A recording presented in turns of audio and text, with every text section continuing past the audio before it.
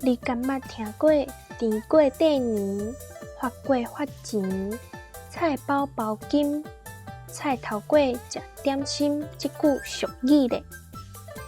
头一句的甜过过年，是因为神明桌顶的甜粿，为29暝拜到初5，讲是过年。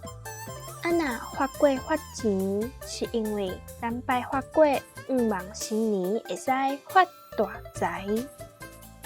过来咧，菜包包金，就是讲咱菜包的餡包甲乳青草，那像是甲金银财宝包起来同款哦。